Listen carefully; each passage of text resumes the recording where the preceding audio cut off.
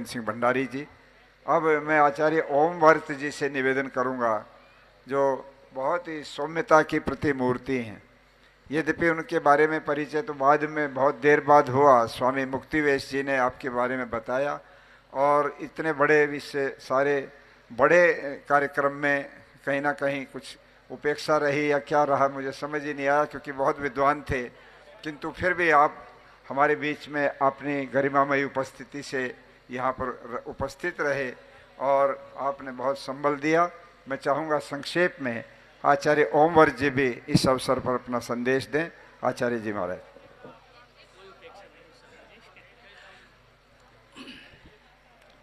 ओम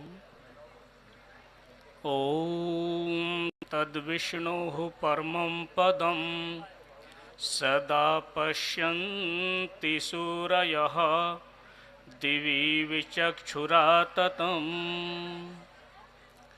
इस अंतर्राष्ट्रीय आर्य विद्वत महासम्मेलन के संयोजक आयोजक हम सभी के प्रेरणा स्रोत पूज्यपाद स्वामी आर्यवेश जी महाराज वेदी पर विराजमान, गुरुकुल में जब अध्ययन करते थे तो आप हमारे गुरुकुल में कई बार पधारे। पूज्यपाद स्वामी विदेह योगी जी, मैंने आपको बहुत अच्छे निकटता से अपने गुरुकुल में सुना है प्रवचन करते हुए।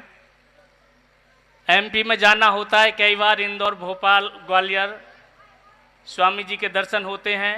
ऐसे होशंगाबाद गुरुकुल से आए हुए प्राचार्य आदरणीय पूज्य स्वामी ऋतस्पति जी महाराज, अन्य सभी विद्ववृंद, सम्मानित मंच, सामने सभी सन्यासी वृंद, विद्वत वृंद, मातृशक्ति, आर्यगण, बहुत सुंदर चर्चा अभी पूज्य स्वामी योगी जी महाराज कर रहे थे आपके सामने। और 5 यज्ञों में जो प्रथम यज्ञ ब्रह्म यज्ञ के 2 भाग बता रहे थे, संध्या और स्वाध्याय, उसी के अंतर्गत मात्र 3-4 मिनट का ये एक प्रसंग महर्षि स्वामी दयानंद सरस्वती के जीवन चरित्र से जो हमने पढ़ा, मैं उसे आपके सामने रखना चाहता हूं। आशा है आप इस पर ध्यान देंगे। महर्षि स्वामी दयानंद सरस्वती की विशेषता क्या थी? आप लोग जानते हैं महर्षि स्वामी दयानंद सरस्वती जितने उच्च कोटि के विद्वान थे, वो इतने ही उच्च कोटि के ईश्वर भक्त भी थे। उनके जीवन चरित्र का एक प्रमाण मैं आपके सामने रखूं। महर्षि स्वामी दयानंद सरस्वती जिन दिनों यजुर्वेद का भाष्य करते थे, पाठक और लेखक अपने साथ रखते थे। स्वामी दयानंद सरस्वती की दिनचर्या थी प्रातः 2 बजे शैया का परित्याग करके परमपिता परमात्मा का जी भर के आराधन करते, समाधि लगाते, तत्पश्चात स्नान ध्यान से निवृत्त होकर के पूरब की ओर मुख करके आसन पर बैठ करके एक और लेखक और एक और पाठक वेद भाष्य का कार्य करते थे। स्वामी दयानंद सरस्वती वेद भाष्य का कार्य ऐसे ही करते थे जैसे एक चक्रवर्ती सम्राट किसी शत्रु राजा पर आक्रमण करने के लिए चतुरंगिणी सेना को लेकर के धावा बोलता है। स्वामी दयानंद सरस्वती भाष्य की उस शैली को जो प्राचीन ऋषियों की थी, निरुक्त निघंटु व्याकरण को मन मस्तिष्क में बसा करके और हृदय में परमपिता परमात्मा को अनुभूत करते हुए वेद भाष्य का कार्य करते थे। आज स्वामी दयानंद सरस्वती वेद भाष्य के लिए बैठे, पाठक को बोला जहां तक का भाष्य हो चुका है वहां से आगे का मंत्र पाठ कीजिए। पाठक ने यजुर्वेद के मंत्र को बोला, स्वामी दयानंद सरस्वती ने निरुक्त निघंटु सारे नियमों को, भाष्य के नियमों को लेकर के मस्तिष्क में ध्यान पूर्वक उस मंत्र को सुना और उनके वेदुष्य के आधार पर उस मंत्र का जो अर्थ उनके अंतःकरण में उपस्थित हुआ, लेखक के द्वारा उसको अंकित करा दिया। अंकित कराने के बाद में लेखक को फिर बोले, लेखक महोदय आपने मेरे द्वारा मंत्र का जो भाष्य लिखा था उस मंत्र का अर्थ पढ़ करके सुनाइए। लेखक ने मंत्र का अर्थ पढ़ करके सुनाया। स्वामी जी को किए हुए अर्थ पर संतोष नहीं हुआ और कहने लगे ठहरो मैं अभी आता हूं।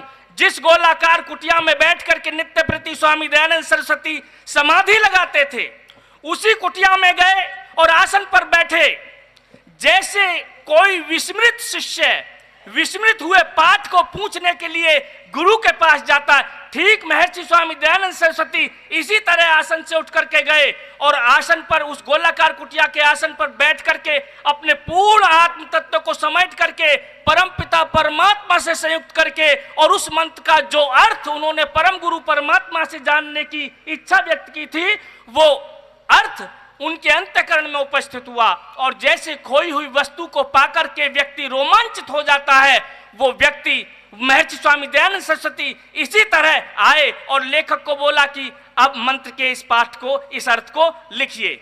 पवित्र आत्माओं, मैं ये कहना चाहता हूं कि स्वामी दयानंद सरस्वती का कितना अगाध संबंध परमपिता परमात्मा से था। आर्य समाज का छठा नियम, संसार का उपकार करना इस समाज का मुख्य उद्देश्य है, अर्थात शारीरिक, आत्मिक और सामाजिक उन्नति करना।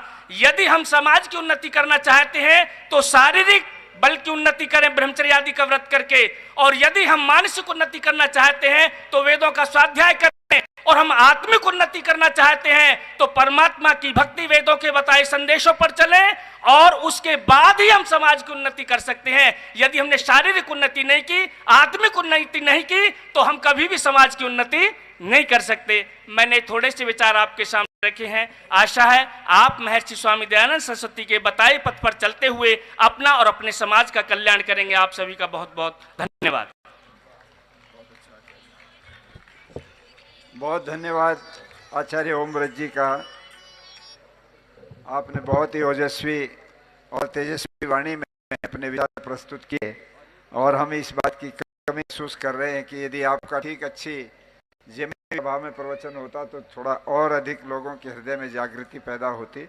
हम उसका लाभ नहीं ले पाए, किंतु आपकी उपस्थिति से इस कार्यक्रम की शोभा बनी। इसके लिए मैं आपका बहुत बहुत धन्यवाद करता हूँ।